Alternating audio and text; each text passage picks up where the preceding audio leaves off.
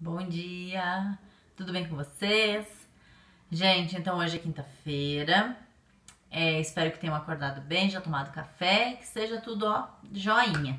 Então vamos lá, vamos para a nossa aula de hoje, quinta-feira, 6/8, né? Já estamos em agosto. Então hoje a gente tem matemática, português, história e inglês. Tudo no livro, então vamos lá, pega o lápis que a gente já vai começar e vai fazer tudo junto. Então, na matemática, a gente vai fazer na página 267, que é aquela continuação da lição de casa.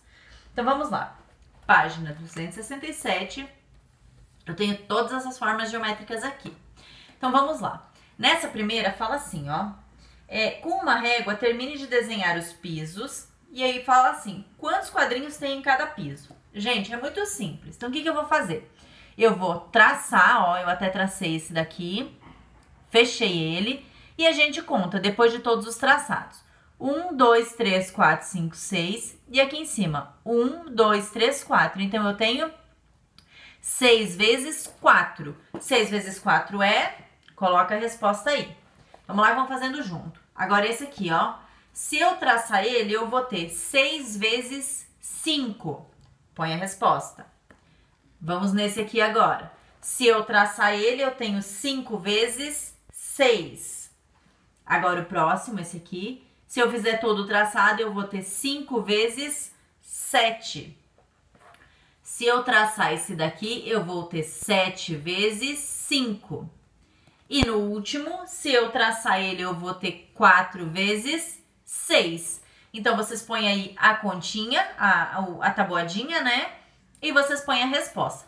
Não vou dar resposta tabuada, né, gente? Vocês têm que saber. Ainda mais essas aqui, que 4 e 5, super de boa, né? Muito bem, matemática, olha o tanto que foi tranquilo. Matemática já acabou. Eu tenho que me esticar e pôr o livro lá atrás. Vamos lá. Então, matemática é essa parte aí dessa tabuada, ó, facílima, né? Português agora. Peguem lá o livro de português, na página 151, vamos continuar com o nosso conteúdo. Página 151, a gente vai ver um pouquinho de adjetivo e parágrafo. Dois conteúdos que a gente já vem vendo há muito tempo, né? Então, esse aqui só vai dar um reforço. Então, vamos lá. Página 151, onde tem o desenho dessa moça aqui, ó. Então, vamos lá. Acompanhe a leitura. Adjetivo e parágrafo. Número 1, leia. Os Inuits são povos que vivem perto do Polo Norte. A maioria mora em casas comuns e toma banho em chuveiros de água quente. Mas devido ao frio e aos costumes locais, não tomam banho todos os dias. Muito frio também, né, gente? Pra tomar banho todo dia nesse frio. Mas devido ao frio e aos...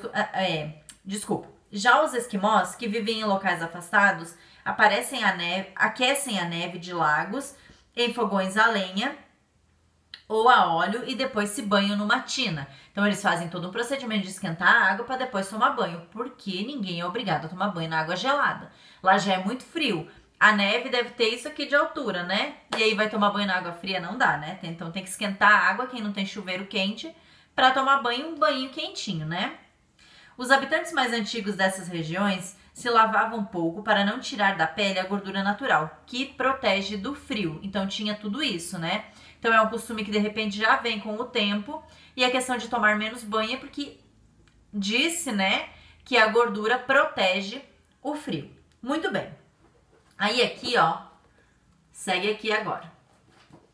Você já sabe que os adjetivos são palavras que acompanham os substantivos, caracterizando-os e qualificando-os. Então vamos lá, responda. Que adjetivos foram usados para caracterizar os substantivos abaixo? Então na primeira, casas. Lá em cima eu tenho casas comuns. Embaixo, água. Ele fala na água o que para o banho? Água quente. Aí depois, locais. Os locais onde eles estão são afastados. E a gordura é o quê? Um produto natural. Então, a gordura natural. Muito bem. A letra B fala assim. Então, ficou comum, quente, afastados, natural. Beleza?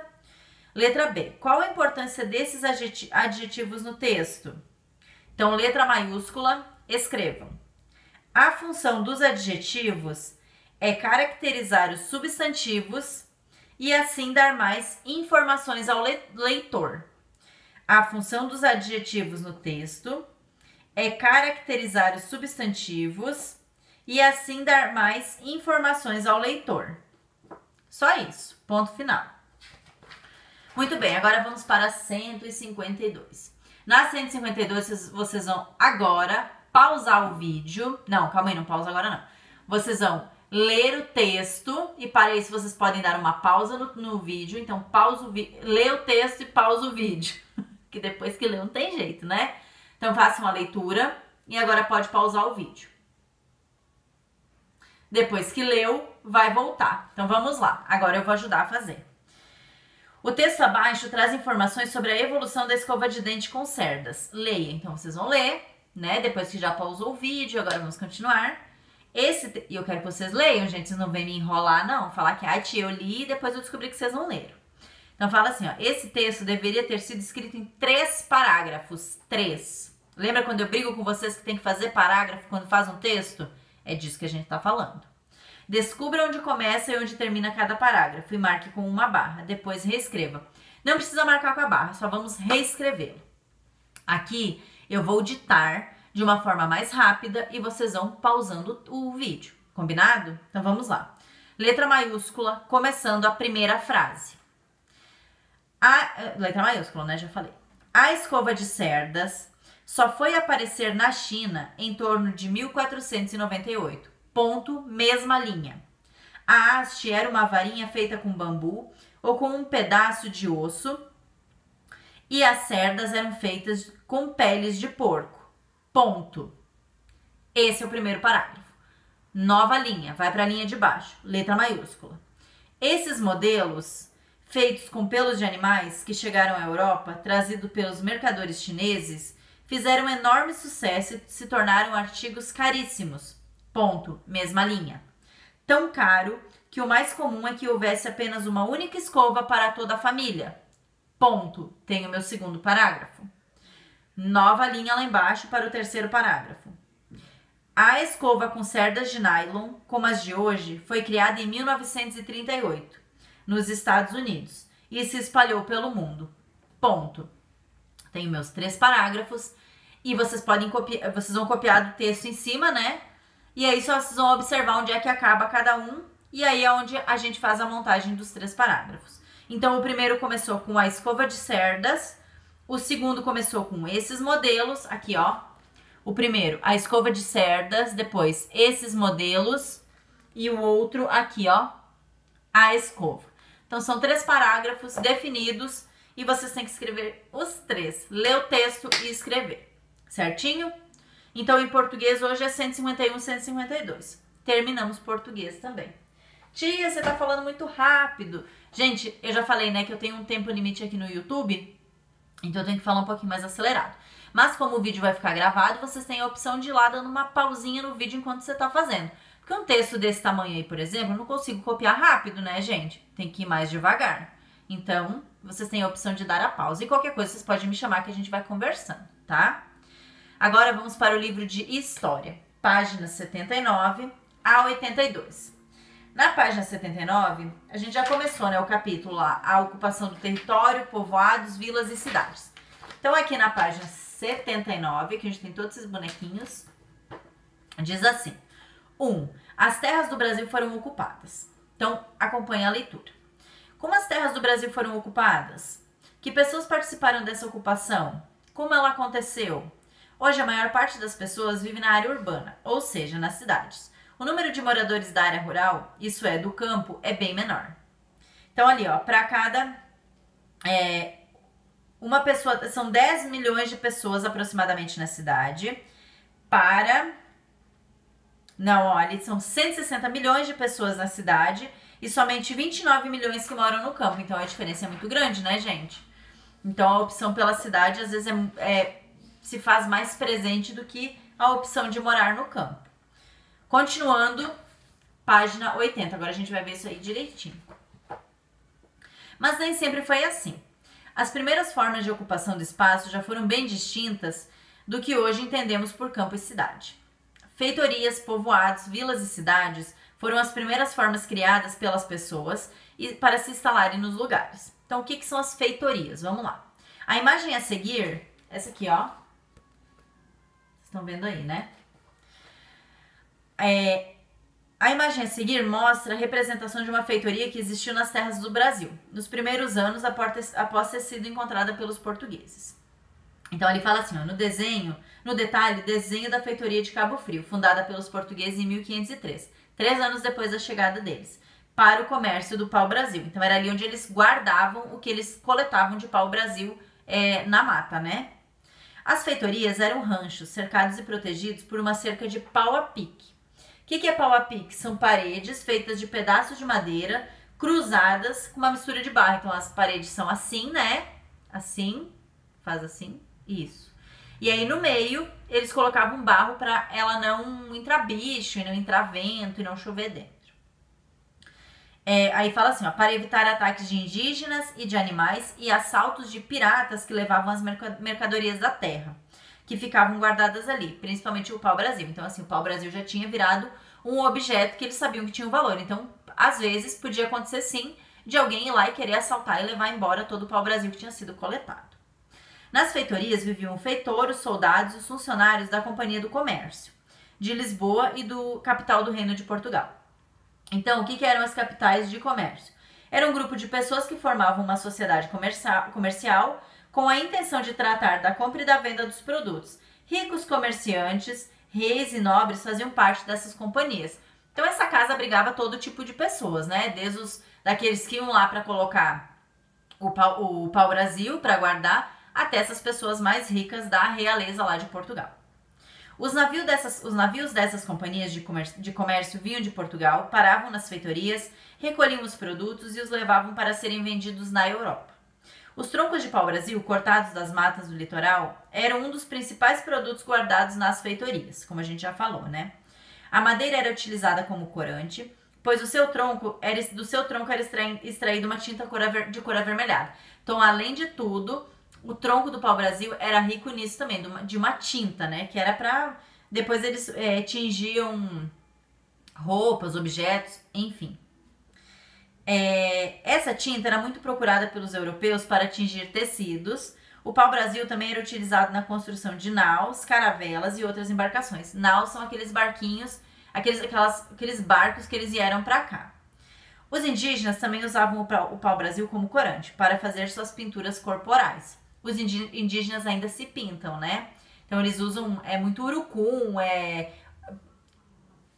como que fala? Eles usam muito o urucum e muito as plantas nativas, né? Que tem tinta, então eles utilizam para se pintar. Mas naquela época também usavam o pau-brasil porque ele tinha coloração.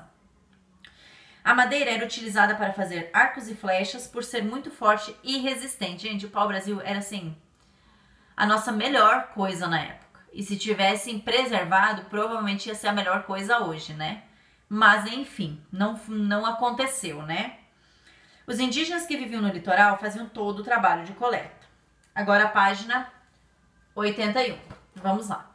Eles derrubavam as árvores, limpavam e cortavam cada tronco em partes. Depois transportavam essas partes para a feitoria. Por quê? O tronco do pau-brasil era grande, muito grosso e pesado. Então não tinha como levar ele inteiro. Então eles partiam em diversos pedaços para o armazenamento também ser mais fácil, né? Pelo trabalho realizado, recebiam instrumentos de metal como machados e facas e outros objetos, como pentes, espelhos, guizos e correntes. Essa forma de trabalho é chamada de escambo. A gente já falou sobre isso, que assim, tudo que eles faziam de trabalho, eles não ganhavam dinheiro, né? E assim, nem alimentação. Então eles ganhavam o quê?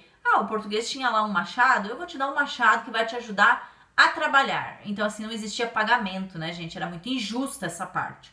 E essa troca de mercadorias, né, de trabalho por mercadorias, chamava-se escambo. Com o passar do tempo, os portugueses começaram a exigir mais tempo de trabalho para os indígenas receberem determinados objetos de troca. Entre eles o machado de ferro. Então assim, para receber o machado de ferro, de repente tinha que trabalhar aí 3 meses para ganhar o machado. Então pensa, trabalhar 3 meses para você ganhar um machado é muita injustiça, né? Esse objeto facilitava muito a retirada das árvores e a limpeza do tronco. E os indígenas ficaram acostumados a utilizá-lo. Então acabou que assim, o machado era tipo o objeto que eles queriam receber. Então eles trabalhavam até ganhar o machado, né? Para conseguir o machado, os indígenas deviam trabalhar mais e recolher muito mais madeira. Por esse motivo, o trabalho deixou de ser uma troca, mas uma exploração. E realmente era o que acontecia com os índios. Eles eram totalmente explorados, gente. Já que os portugueses aumentavam o valor do que ofereciam em troca e diminuíam o valor do trabalho oferecido. Então, os indígenas trabalhavam muito e recebiam cada vez menos. O indígena cortava 30 árvores para receber um machado. Isso era escambo. O indígena cortava 50 árvores para receber o mesmo machado. Isso era exploração, porque ele trabalhava mais para conseguir o mesmo objeto. Então, em 80 árvores cortadas e limpas, porque não era só cortar, gente, era cortar, limpar e levar até no lugar. De repente, era 1,5 km de distância, 2 km, eles ganhavam o quê? 2 machados por 80 árvores. É uma situação que foi muito triste mesmo. Então, muito complicado, né? Graças a Deus, tudo isso já passou. Então, agora a gente tem na página 81 as atividades. Aqui, ó. Atividades. Lápis na mão, vamos lá. Observe na página 80, aqui, ó, o desenho da benfeitoria. Então, abre o livro assim, que aí você consegue observar a benfeitoria. Então, vamos lá. Observe ela e responda. Analise o documento. Esse documento, letra A, esse documento é considerado uma fonte escrita, material, sonora, oral ou iconográfica? Iconográfica. Só isso. Iconográfica. Letra B. Descreva. Como era o lugar? Letra maiúscula. Era cercado e protegido. Ponto. Simples assim. A próxima, que agora são bolinhas, né? Então, essa aqui foi a primeira, agora vamos para a segunda bolinha. Para que era utilizado? Letra maiúscula. Para recolher e guardar os troncos de pau-brasil. Para recolher e guardar os troncos de pau-brasil. Ponto. Agora, a próxima, ó. Aqui. Ainda na 81. Por que o lugar era protegido? Letra maiúscula. Para evitar assaltos e ataques. Para evitar assaltos e ataques. Muito bem. Agora vamos para a página 82. Isso aqui também é bem curtinha, gente, bem tranquilo. Observe esse mapa da costa do Brasil, que é o número 2, né? De 1519. Interprete as informações nele registradas. Então, aqui eu tenho o mapa, né? Então, vamos lá. Pega o mapa, vocês podem dar uma olhada aí nesse mapa para vocês irem se ambientando, né? Do que a gente vai falar. É interessante vocês olharem para conhecer o mapa. Muito bem, depois que vocês viram o mapa, que essa aula agora especificamente a gente vai falar do mapa, nesse conteúdo, né? Então, vamos lá. Letra A. Que terras estão representadas no mapa? Então, escrevam aí, letra maiúscula. Terras do Brasil, vírgula, de acordo com o Tratado de Tordesilhas. Terras do Brasil, de acordo com o Tratado de Tordesilhas. Lembra do Tratado de Tordesilhas? Que aí dividiu tudo, que veio as benfeitorias na terra, cada um tinha a sua parte. É a continuação. Então, a gente sempre vai continuando, porque a história uma coisa vai puxando a outra para evoluir. Letra B. O que significam as figuras que aparecem no mapa? Então, vamos lá. Letra maiúscula. Os indígenas que habitavam as terras. Os indígenas que habitavam as terras. Ponto. Letra C. Que embarcações estão representadas? Então, aí, letra maiúscula. As naus. Naus se escreve N-A-U-S. Naus. As naus e as caravelas, vírgula, que vinham de Portugal para recolher as mercadorias, vírgula, especialmente o pau-brasil. As naus e as caravelas que vinham de Portugal para recolher as mercadorias, especialmente o pau-brasil. Muito bem. Então, história, concluímos história. Agora vamos para o livro de inglês, página 69. Na página 69 do livro de inglês, aqui ó, cadê? Inglês ali embaixo. Página 69. Vamos lá. Então pega aí o lápis e vamos. Observe as figuras e responda. A letra A. Então eu tenho aqui uma frase que pergunta o que que é isso, né? E aqui diz, isso é. Então vocês vão recopiar, gente. A palavra aqui, essa palavra aqui, essa palavra aqui e essa aqui. Tudo em inglês, hein? Então a primeira é toothbrush, a segunda é soap, a terceira é towel e a quarta é toilet. Então é só recopiar. Essa aqui, essa aqui, essa aqui e essa aqui. Muito bem. Página 70. Observe as figuras e responda. A letra A, student. O menino fala, excuse me, miss, what is that? Aí ela responde, a teacher. It's a toothpaste. Repeat, please. Aí ela repete, a estudante, it's toothpaste. Então aqui, ó, toothpaste. Vocês vão recopiar as duas palavras, ó.